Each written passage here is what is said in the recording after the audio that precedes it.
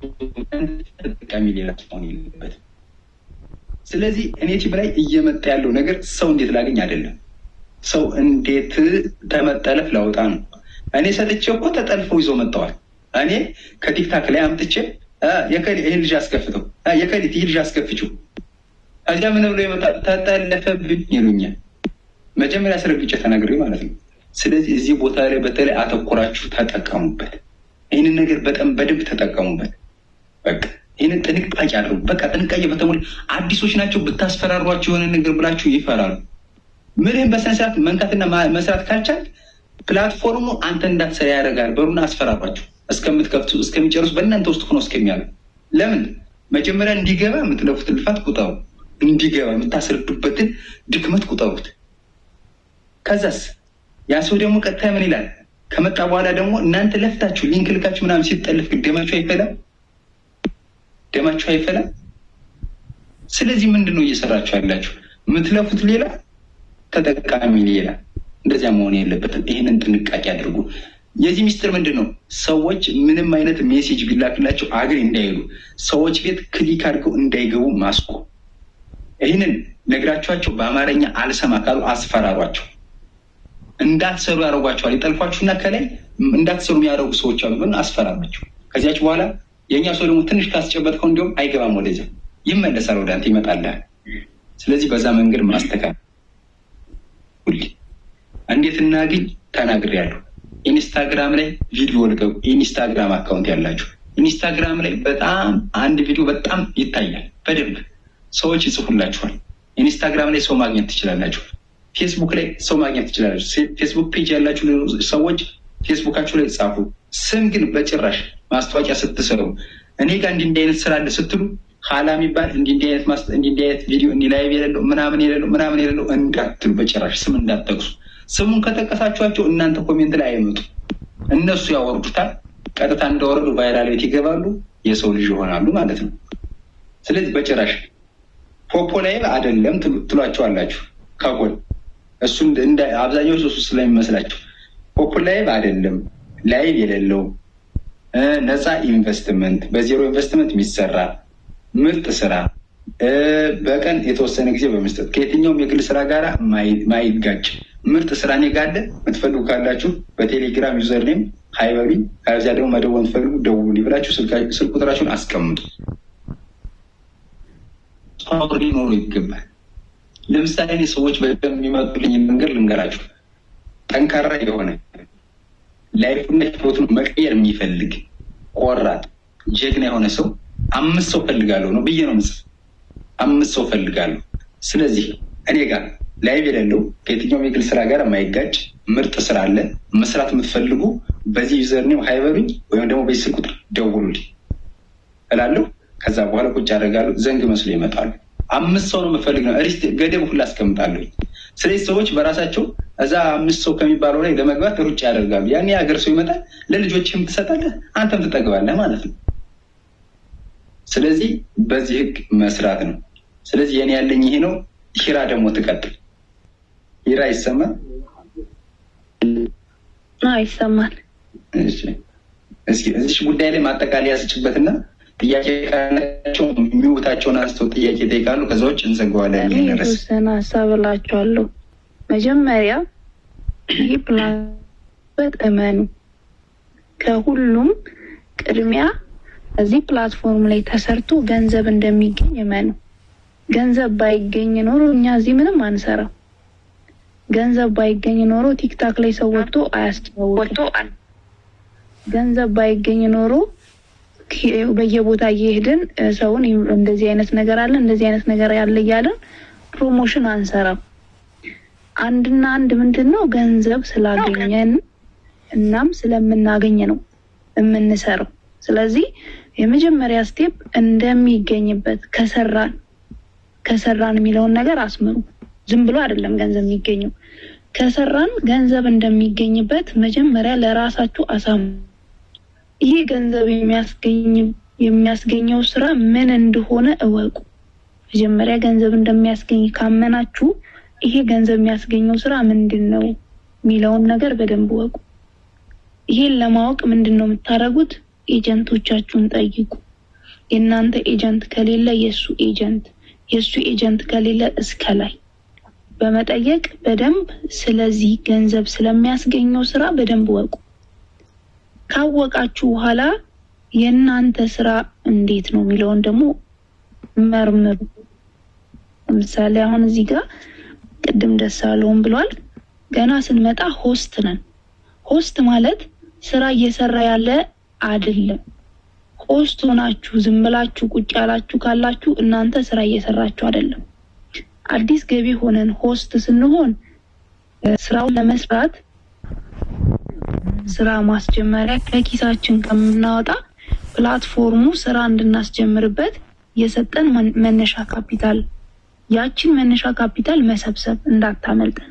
ከዛ በኋላ ስለምንሰራው ነገር ማወቅ፣ ከዛ ወደ ዋና ስራ እንገባለን።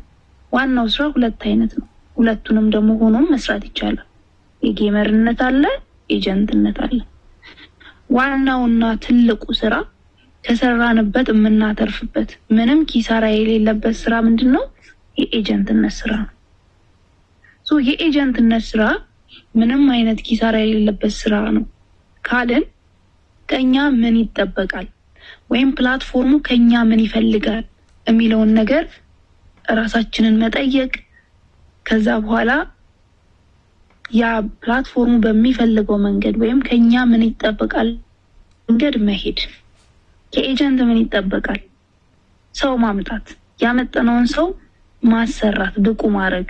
ስላመጣን ብቻ የሚሰጠን አካል የለም ወይም የሚሰጠን ፕላትፎርም የለም። ያመጣነውን ሰው ማሰራት፣ ካሰራን በኋላ ኤክስቼንጅ፣ ከዛ ነው ኮሚሽን። ይሄን በደንብ ማወቅ አለብን። ሌላው እንደመጣን ገንዘብ የምንፈልግ ልጆች ካለን እንደተመጣ ገንዘብ አይገኝም። ከስራ በኋላ ነው የሚገኘው። ይሄ የትም ቦታ ያለ ነው አይደል? እዚህ ፕላትፎርም ላይ ምናልባት ቀለል አድርገን የምንጠብቀው ለምንድን ነው? አገባባችን ቀላል ስለሆነ ስልካችንና ኢንተርኔታችንን ተጠቅመን ዝም ብለን ዘው ብለን ስለገባን እንደገባን ደግሞ ዘው ተብሎ ብር እንዲሰጠን እንፈልጋለን። እንደዛ ብሎ ነገር የለም። ቀላል ቢሆንም ነገር ግን ከስራ በኋላ ነው የሚገኘው።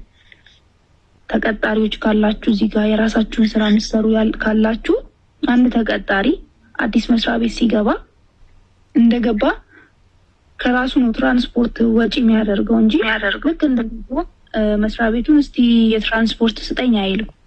አንድ ወር ሙሉ ከራሱ ትራንስፖርት ከፍሎ ቤት ኪራይ የሚከራይ ከሆነ ከራሱ ተከራይቶ እያንዳንዱን ነገር ከራሱ አድርጎ ነው ከዛ በኋላ ከስራው በኋላ የሚጠብቀው። ያውም እዚህ ግባ ማትል ገንዘብ ማለት ነው። ይሄም ተሰርቶ እንደሚገኝ ካመናችሁ ስራ መስራት ነው። ከዛ በኋላ ታዩታላችሁ። ስንሰራ ከስራውን ባሻገር ትልቅ ትርፍ እንደምናገኝ እመኑ። ማለት እዚህ ፕላትፎርም ላይ በጣም ብዙ ሰው ነው ያለው። ትልቅ ቦታ ያሉ አሉ። ብዙ ልምድም ልንቀበል የምንችላቸው ትልልቅ ሰዎች አሉ። እናንተ ነግያችሁን እዚህ ፕላትፎርም ሰርክሏ ላይ ብቻ አትዩ። በዚህ ፕላትፎርም ሰርታችሁ ይሄን ፕላትፎርም እየሰራችሁ ጎን ለጎን ነገ ላይ ትልቅ ቦታ ላይ እራሳችሁን ይዩት። እዛ ትልቅ ቦታ ላይ ስትደርሱ እንዴት የያዛችሁትን ነገር ማኔጅ እንደምታደርጉ በዚህ በኩል ትማሩታላችሁ። እዚህ እንደምታዩት ነው፣ ፓርቲ ነው።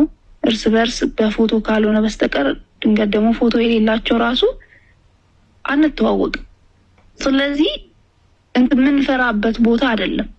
ማኔጅመንት የምንማርበት ከሰው ጋር መግባባት እንዴት እንደሆነ የምናውቅበት ብሩ አለ። ከሱ ጎን ለጎን ብዙ ነገር የምናተርፍበት። ተግባቡ። እዚህ ጋር ካለ ሰው ጋር ተግባቡ፣ ተተዋወቁ፣ አውሩ። ስለ ስራው ሊሆን ይችላል፣ እርስ በርስ ያለ ነገር ሊሆን ይችላል፣ ስለ ቢዝነሳችሁ ሊሆን ይችላል። ብቻ አውሩ። ልምድ የሚወስድ ሰው አይጠፋም። እናም እናገኝበታለን እና ከስራው ጎን ለጎን ደግሞ በዚህ በኩል ካያችሁ ብዙ ትርፍ የምናተርፍበት ትልቅ እድል ነው የተመቻቸልን። በተለይ ካላችሁ ቤታችሁ ሆናችሁ ቢሮ እንዳላችሁ ቁጠሩ። ቤታችሁ ሆናችሁ ከብዙ ሰው ጋር በዚህ በአንድ ስልክ እንደምትገናኙ ብዙ ነገር እንደምታተርፉ እመኑ። ደግሞ ማመን ብቻ ሳይሆን ነው የትም ሳትወጡ ስራችሁን እየሰራችሁ ጎን ለጎን የምትሰሩት። በተለይ ቤት የተቀመጣችሁ ሰዎች ጊዜ ያላችሁ፣ የጊዜ ነፃነት ያላችሁ የገንዘብ ነፃነት እንዲኖራችሁ ስሩ። መጀመሪያ የገንዘብ ነፃነት እንዲኖረን መስራት። የገንዘብ ነፃነት ካለን የጊዜ ነፃነት ይኖረናል። በተለይ ተቀጥረን የምንሰራ ሰዎች የገንዘብም የጊዜም ነፃነት የሌለን ሰዎች ነን። ከእጅ ወደ አፍ ነው። ስለዚህ መጀመሪያ እዚህ ጊዜ የሌላችሁ ሰዎች የገንዘብ ነፃነት እንዲኖራችሁ በምትችሉት ባገኛችሁት ጊዜ ስራው የሚፈልገው ነገር ስሩ። ከዛ የገንዘብ ነፃነት ካገኛችሁ የጊዜ ነፃነት ቀላል ነው። የጊዜ ነፃነት ያላችሁ ጊዜ ያላችሁ ደግሞ በደንብ ተጠቀሙችን ጊዜያችሁን ነፃነት እንድታገኙ እንደፈለጋችሁ የፈለጋችሁትን ነገር ማድረግ እንድትችሉ የገንዘብ ነፃነት እንድታገኙ ቀን ላይ ሊሆን ይችላል። የሆነ ታይም ብቻ ወስኑ። ሰዓት እንትን በሉ፣ በፕላን ተንቀሳቀሱ። በዚህ ሰዓት ሰውን ባመጣ፣ በዚህ ሰዓት ባስረዳ፣ በዚህ ሰዓት እርስ በርስ ብንጨዋወት፣ በዚህ በቃ እያንዳንዱን እንቅስቃሴያችሁን በፕላን አርጉ። ምን አይነት ቻሌንጆች ናቸው ያሉት ብለን ስናይ ምናልባት ሰው የማምጣት ቻሌንጅ ስለሚለያይ ሁሉም ይለያይ፣ ግን ሁሉንም የገጠመው ቻሌንጅ እዚህ ፕላትፎርም ላይ ያለና የነበረ ወደፊትም የሚኖር ቻሌንጅ ነው። ለእኛ ብቻ የመጣ እኛ እንደ እንትን ብለን የምናየው ሳይሆን በፊትም ያለ ወደፊትም የሚኖር አሁንም ያለ ቻሌንጅ ነው። ሰው የማምጣት ቻሌንጅ ሊሆን ይችላል። የምናመጣውን ሰው የማይሰራው ነገር ሊሆን ይችላል። ኤጀንሲ ሌቭል ሊሆን ይችላል። ቻሌንጃችን እያንዳንዱን ስቴፕ ባለፍን ቁጥር የቻሌንጃችን አይነቶች እየተለያዩ ይመጣሉ። ለምሳሌ እኔ ሰው የማምጣት ቻሌንጅ አለብኝ ብዬ አላስብም፣ የለብኝም። እኔ ሰው እንዴት አመጣለሁ ምናምን የሚል ቻሌንጅ እኔ ጋር አይገጥምም። አያችሁ፣ እያንዳንዱን ስቴፕ ባለፍን ቁጥር የሚገጥመን ቻሌንጅ ይለያል። የሆስት ቻሌንጅ ምንድን ነው? እንዴት ነው ይህን ስራ ማቆም ትችላላችሁ? ልክ ደግሞ ነው ሰው ማመጠው። ከዛ በኋላስ ልክ ሰው ማመጣ ደግሞ እንዴት ነው ሰው ማሰራው? ከዛ ደግሞ ያሰራው በያን ውስጥ ምን የሚገጥመኝ ተመሳሳይ ነው፣ ግን የምናልፍበት መንገድ ይለያያል።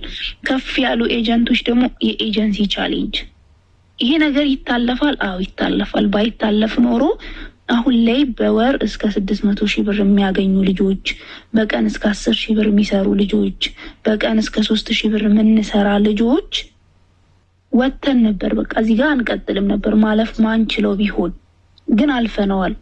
ይታለፋል። ለጊዜው ያስደነግጣል። የምናመጣው ሰው ሳይሰራ ሲቀር ተስፋ ላይ ያስቆርጠን ይችላል፣ ግን ይታለፋል። አንድና አንድ ትኩረታችን ሊሆን የሚችል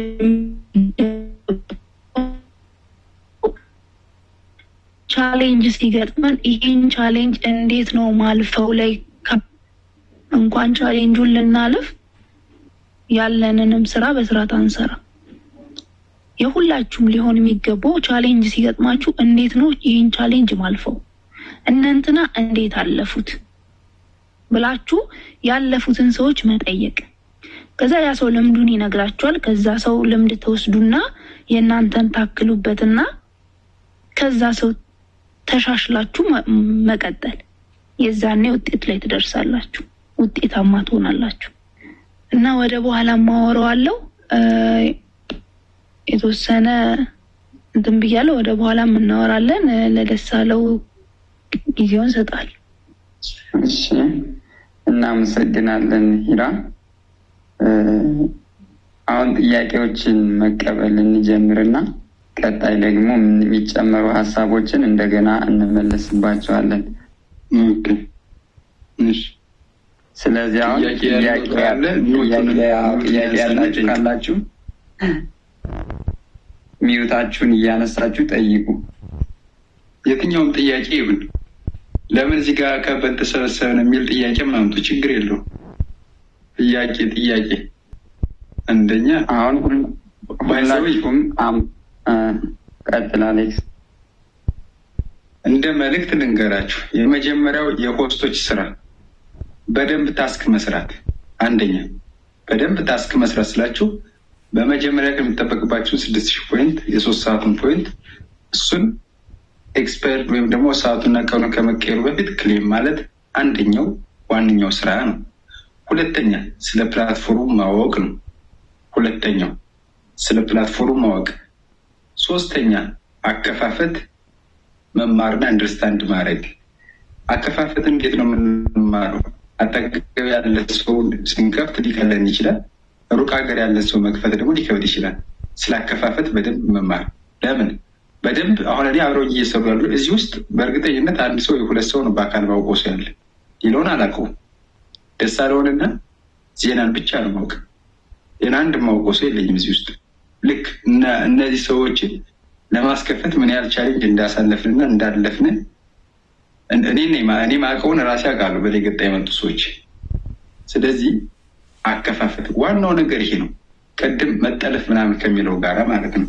አሁን አብዛኞቹ አሁን ችግርም እየፈጠርንባቸው ያለ ሲመስለኝ እንደመጡ ታስካቸው ብቻ ተቆጣጥረው እንዲሰሩ እናደርጋቸውና ከዛ በኋላ 7ኛው ቀን ኤጀንት ሲሆን ጀምሮ እንዴት እንደሚያስከፍቱ ልጆቻቸውን እዛ ምን ያመጣሉ?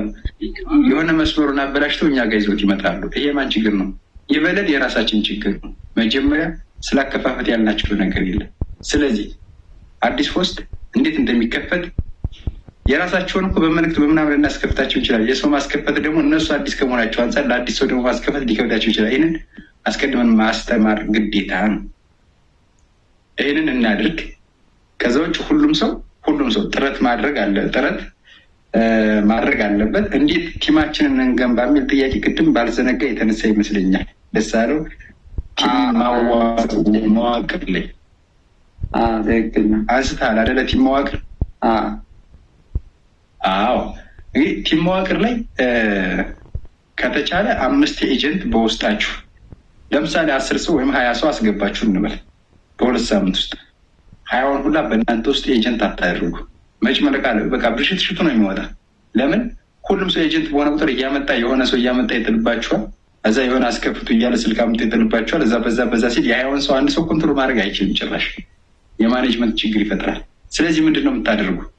20 ሰው ካለ 5 ጠንካራ የምትሏቸውን ከ20ዎች መርጣችሁ ተፍ የሚለውን ስራው እንዴት እንደገባው ጥያቄ በተደጋጋሚ የሚጠይቀውን ለመስራት ለመለወጥ ፍላጎት ያለው ሰው ትመርጡና 5 ኤጀንቶችን ትይዛላችሁ። 5 መርጣችሁ በጣም ጎበዝ ነው ስለ ስራው ምንነት ለመረዳት ጥረት የሚያደርግ ሰው።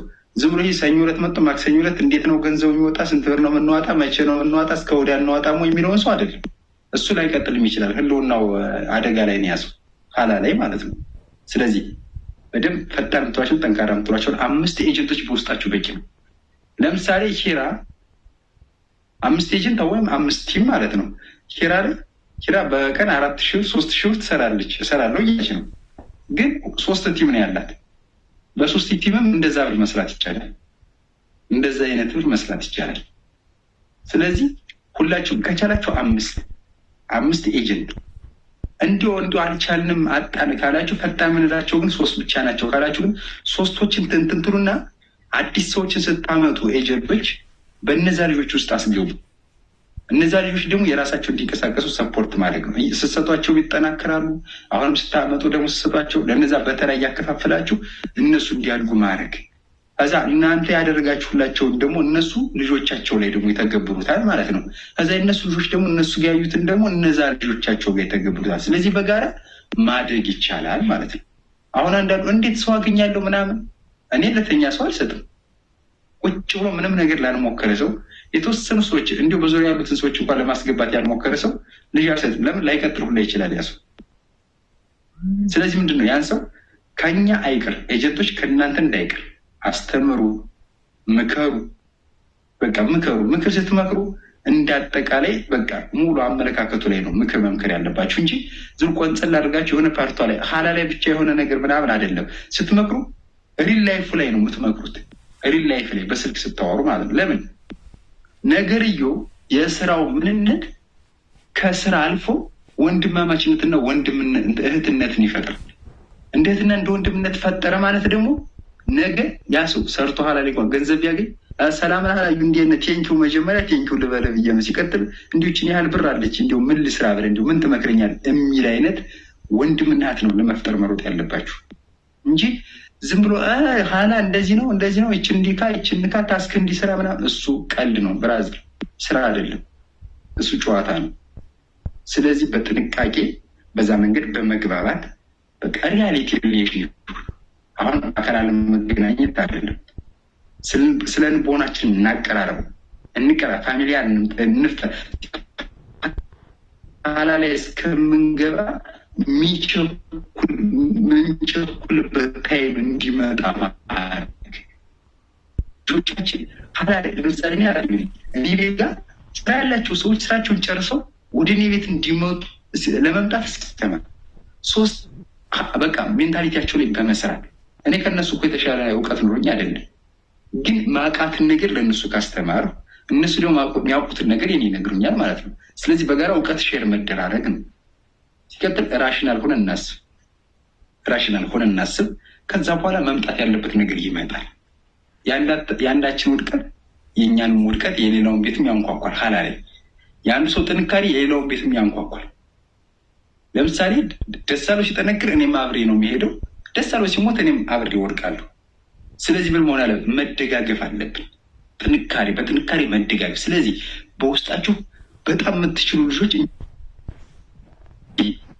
ገንቡ።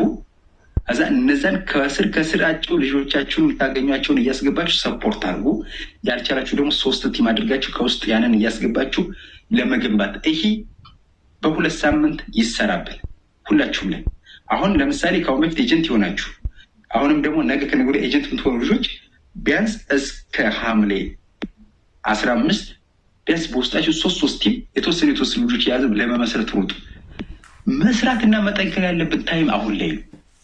መጀመሪያ ታይም ላይ በደንብ ከሰራን ነገ ብዙ ነገር አንቸገርም። ለምን?